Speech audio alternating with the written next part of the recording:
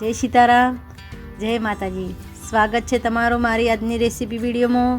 તો આજ તો આપણે બનાવશું લીલી ડુંગળી અને સેવનું શાક, એકદમ ટેસ્ટી અને એકદમ મસાલેદાર. તમે મારી રેસીપી ઉપર નવા આવ્યા હોય તો મારી યુટ્યુબ ચેનલને હજી સુધી સબસ્ક્રાઈબર ના કરી હોય તો સબસ્ક્રાઈબર કરી દેજો. તે માટે છે ને મેં 300 ગ્રામ જેટલી લીલી ડુંગળી આવે તે લઈ લીધી છે. આપણે હવે આ લીલી ડુંગળી છે તેનો સફેદ ભાગ આવે તે આપણે એક બાજુ કાઢી લેવાનો છે. આપણે સફેદ ભાગને વધારે જ લેવાનો છે, જે પાછળના લીલા પત્તા આવે તે આપણે લેવાના નથી. તે માટે આપણે સફેદ ભાગને પહેલાં એક વાટકામાં લઈ લઈશું. આપણે આવી રીતના એક એક ડુંગળી કરીને બધાને સફેદ ભાગ કાઢી લેવાનો છે અને લીલી જે પાછળનો ભાગ છે તે પણ અલગ કટિંગ કરવાનો છે. તો જો આપણે પહેલાં એક વાટકી સફેદ ડુંગળી કાપી લીધી અને એક વાટકી જેટલી લીલી ડુંગળી છે, એક વાટકા જેટલી. તો આપણે આવી રીતના લીલી ડુંગળીને કટિંગ કરીને લઈ લેવાની છે. આવી રીતે બે વિના ભાગ અલગ અલગ કરવાના. તે માટે આપણે વઘાર કરી લઈશું. તે માટે છે મેં એક કઢાઈમાં 1 ચમચા જેટલું તેલ એડ કરીશું. તેલને આપણે ગરમ થવા દઈશું. ગેસને આપણે ફૂલ રાખીશું. તો આપણું તેલ ગરમ થઈ જાય તેમાં આપણે રાઈ એડ કરીશું.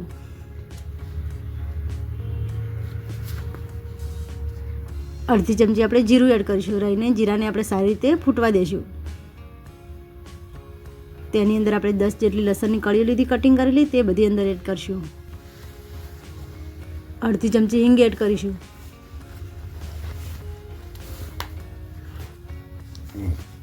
તેને પણ સારી રીતે મિક્સ કરી લઈશું.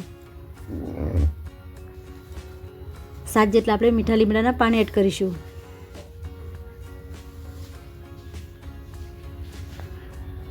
હવે જે આપણે સફેદ ડુંગળીનો ભાગ કટિંગ કરેલો હતો તે બધો અંદર એડ કરી દઈશું. તેને આપણે ચમચાની મદદથી સારી રીતે મિક્સ કરી લઈશું.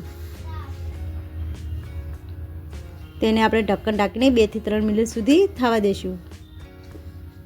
તો આપણે 2 થી 3 મિનિટ થઈ જશે અને ઢક્કન લઈ લઈશું આપણે. અને ડુંગળીને આપણે એકદમ હલાવી લઈશું. હવે તેની અંદર જે આપણે લીલો ભાગ કટિંગ કરેલો હતો તે બધી અંદર એડ કરી દઈશું. તેને પણ આપણે સારી રીતે મિક્સ કરી લઈશું. આપણે બરાબર મિક્સ કરશું કે આપણી ડુંગળી છે તે તેલમાં સારી રીતે મિક્સ થઈ જાય તે માટે.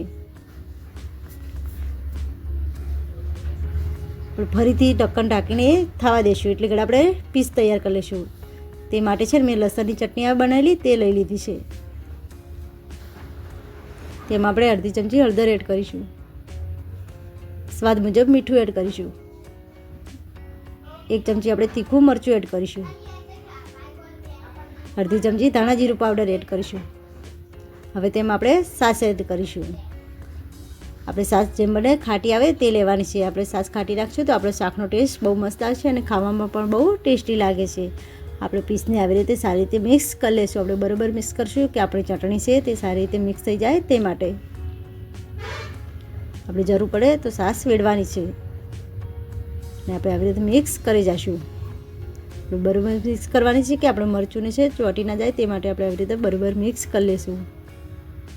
તો આપણે પીસ બનીને તૈયાર થઈ જશે. ને આ બાજુ આપણે 2 મિનિટ થઈ જતી તો આપણે ઢક્કન ખોલીને લઈ લઈએ. આપણે ડુંગળીને એકદમ હલાવી લઈશું. હવે તેની અંદર જે આપણે પીસ બનાવીને તૈયાર કરી તે બધી અંદર એડ કરી દઈશું. તેને પણ આપણે સારી રીતે મિક્સ કરી લઈશું. બરાબર મિક્સ કરવાની છે કે તે અંદર ડુંગળીની અંદર લાગી જાય તે માટે. તો જો આપણે પીસમાંથી તેલ છૂટું પડવા મળ્યું હતું. તેની અંદર આપણે જે ટામેટાની ગ્રેવી કરી હતી તે બધી અંદર એડ કરીશું. ટામેટાની ગ્રેવીને પણ સારી રીતે મિક્સ કરી લઈશું અને 1 મિનિટ સુધી થવા દઈશું. 1 મિનિટ સુધી થવા દઈશું તો કે આપણે ટામેટામાં કચાશ રહે તે ના રહે તે માટે. હવે જે આપણે ટામેટાની ગ્રેવી કરી હતી અને જે ટામેટાની ગ્રેવી કરી હતી તેની અંદર પાણી લઈને તે વાસણને ધોઈને આપણે તેની અંદર શાકની અંદર એડ કરી દઈશું. આપણે આવી રીતે જગને ધોઈને શાકની અંદર એડ કરવાનું છે. તો જો આપણે શાકમાંથી તેલ છૂટું પડવા મળ્યું. તેની અંદર આપણે જે જગ ધોઈને તૈયાર કર્યું તે બધું પાણી અંદર એડ કરી દઈશું. તેને પણ સારી રીતે મિક્સ કરી લઈશું. આપણે એવું લાગે કે જરૂર પડે તો આપણે પાણી એડ કરવાનું છે. તો મેં ફરીથી થોડું પાણી એડ કર્યું છે. હવે આપણે 5 થી 7 મિનિટ સુધી ખુલ્લે આમ થવા દઈશું. આપણે ઢક્કન ઢાંકવાનું નથી. અને આપણે પાણી છે તે આપણે બાળી દેવાનું છે, વધારે રાખવાનું નથી. આપણે પાણી બળે ત્યાં સુધી તેને થવા દેશું. તો આપણે 5 થી 7 મિનિટ થઈ જતી અને આપણું શાક પણ સરસ ચડવા મળ્યું છે. તો જો આપણે શાકમાંથી પાણી પણ સારી રીતે બળી ગયું છે. તેની અંદર આપણે અડધી ચમચી ગરમ મસાલો એડ કરીશું. ગરમ મસાલાને પણ સારી રીતે મિક્સ કરી લઈશું. ગરમ મસાલો એડ કરવાથી આપણો શાકનો ટેસ્ટ બહુ મસ્ત આવે છે અને ખાવામાં પણ બહુ ટેસ્ટી લાગે છે.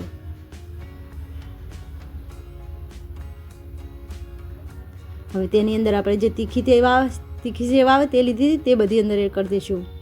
તમારે કોઈ બી સેવ એડ કરી શકો છો. તીખી છે, ગમે તે રતલામી છે, કોઈ બી સેવ આવે, આલુ સેવ છે તે પણ એડ કરી શકો છો. સેવને પણ આપણે સારી રીતે શાકની અંદર મિક્સ કરી લઈશું.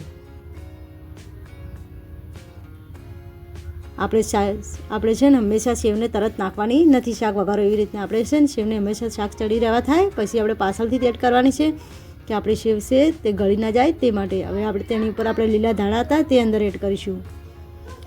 તો તમે મારી રેસીપી ઉપર નવા આવ્યા હોય તો મારી યુટ્યુબ ચેનલને હજી સુધી સબસ્ક્રાઈબર ના કરી હોય તો સબસ્ક્રાઈબર કરી દેજો. તમારા માટે નવી રેસીપી અમે લાવતા રહીશું. મળીશું આપણે નવા રેસીપીમાં. જય સીતારામ, જય માતાજી.